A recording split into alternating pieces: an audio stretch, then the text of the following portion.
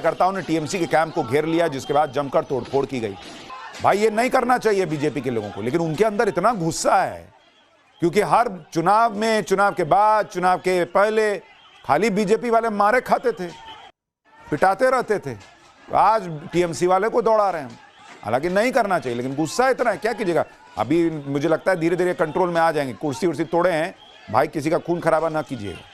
आसनसोल के ही बराबनी विधानसभा क्षेत्र में जमकर बवाल हुआ। टीएमसी पार्टी के ऑफिस को आग लगा दी गई। इस दौरान भारी पुलिस बल की तैनाती दिखी।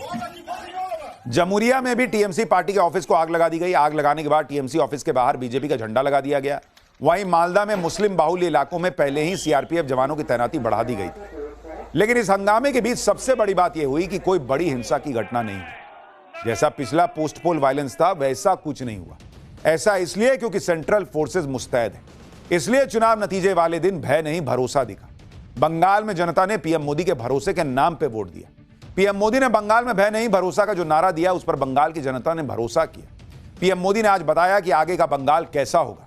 बंगाल में बीजेपी पहली बार अपनी सरकार किस तरह से चलाएगी और घुसपैठियों का क्या होने वाला है, ये सारे संकेत पीएम मोदी ने आज महाजीत के बाद भाषण में दे दिए हैं।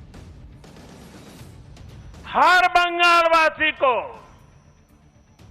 भरोसा देता हूं, बंगाल के बेहतर भविष्य के लिए भाजपा दिन रात एक कर देगी।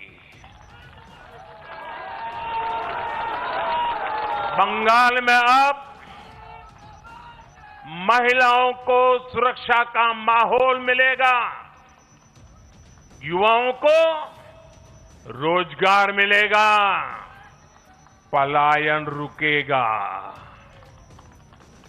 पहली कैबिनेट में ही आयुष्मान भारत योजना को हरी झंडी दिखाई जाएगी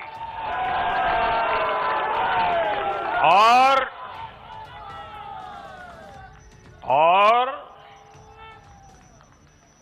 घुसपैठियों के खिलाफ भी सख्त से सख्त कार्रवाई होगी। यानी नरेंद्र मोदी ने क्लियर कर दिया बॉस कि जो घुसपैठिए हैं उनको बचाने कोई नहीं आ पाएगा। अभिषेक बनर्जी कह रहे थे ना कि कौन बचाने आएगा बंगाल से, किसका बाप आएगा देखेंगे। अब घुसपैठियों का इलाज करने के लिए दिल्ली से आएंगे, देखते हैं उनको कौन बचाएगा। नरेंद्र मोदी ने कह दिया है। ममता बनर्जी की करारी हार के बाद बंगाल में प्रशासन भी एक्टिव हो गया। बंगाल के चीफ सेक्रेटरी की तरफ से राज्य सरकार के सभी विभागों के लिए एक चिट्ठी जारी कर दी गई और उसमें कहा गया है कि सभी सरकारी फाइलें और डॉक्यूमेंट संभाल के रख लेना।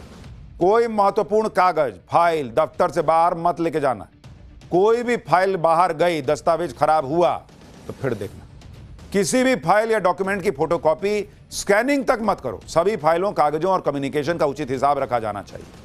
यानी ममता बनर्जी की सियासत का बुरा टाइम आज से स्टार्ट हुआ है बॉस। अभी तो वो तमतमाई घूम रही हैं, अभी तो बहुत कुछ उनको देखना है।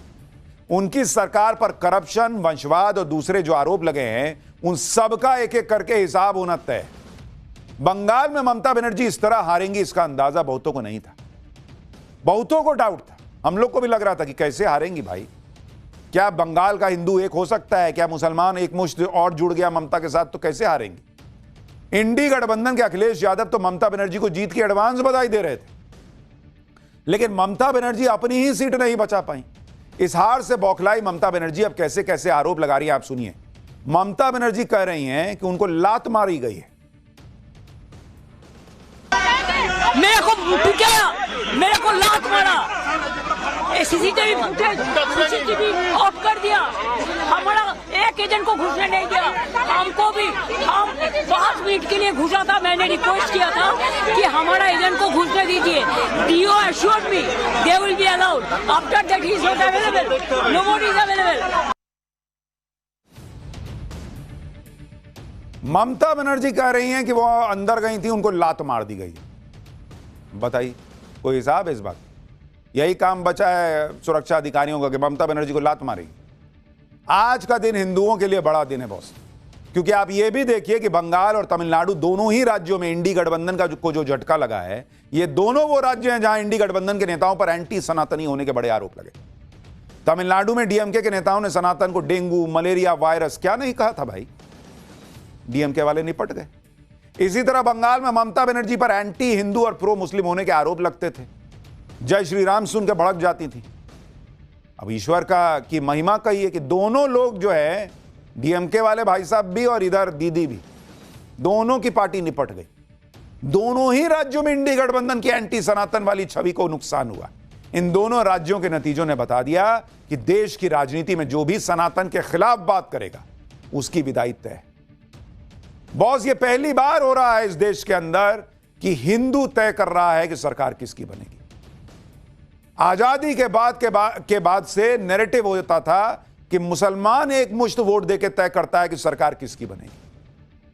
यह नरेंद्र मोदी ने ऐसा हिंदुओं को एक कर दिया कि हिंदू अब बताने लगा है कि कौन सरकार में बैठेगा। गाली दोगे, नहीं बैठाएंगे, जाओ। जय श्री राम नहीं बोलने दोगे, नहीं बैठाएंगे, जाओ।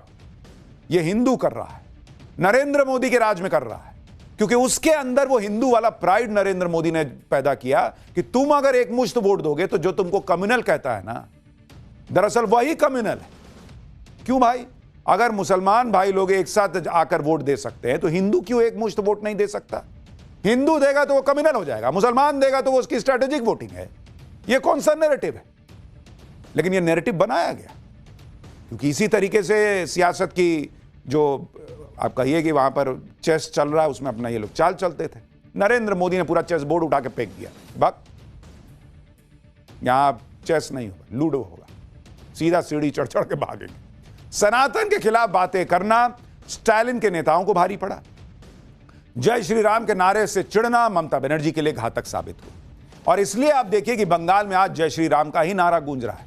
तो ममता बनर्जी जो कह रही हैं कि बीजेपी ने चुनाव लूट लिया, ऐसा खेला कर दिया, वो, अरे ये पब्लिक जो निकली हुई है ऐसे हवा में निकली हुई है भाई। वो खुश है तभी ना निकली है। वो जय श्री राम का नारा लगा रही है बिना डर के, इसका मतलब उसको कॉन्फिडेंस था कि वो सरकार बदलने जा रही है और वो हो गया, इसलिए वो निकली है। पहले जब ममता बनर्जी जीतती थी, ये हिम्मत थी लोगों की कि ऐसे निकल जाते और जय श्री राम बोल देते। ये हिम्मत नरेंद्र मोदी ने दी। आप देखिए कि आज बंगाल का माहौल कैसे बदल गया। सोशल मीडिया पर वीडियो वायरल है, दावा है कि आज बीजेपी कार्यकर्ताओं ने ममता बनर्जी के घर के पास बाइक पर जश्न मनाते हुए जय श्री राम के नारे लगाए। बंगाल में जिस तरह के नतीजे आए हैं उसके पीछे यही कहा जा रहा है कि इस बार बंगाल के हिंदुओं ने पूरी कमान संभाली हुई। बंगाल चुनाव के शुरुआत से ही जिस तरह से बाबरी मस्जिद के चर्चे शुरू हुए तो सबको यही लगा कि इस बार बंगाल के चुनाव में बाबरी के नाम पर वोट पड़ेगा। लेकिन बंगाल के हिंदुओं ने बता दिया कि अब बंगाल में सनातन फैक्टर सब कुछ तय करेगा। जो हिंदू हितों की बात करेगा वही बंगाल पर राज करेगा। यह मैसेज बंगाल के हिंदुओं ने दे दिया। इसलिए आप देखिए कि बंगाल में 90% से ज्यादा वोटिंग हुई।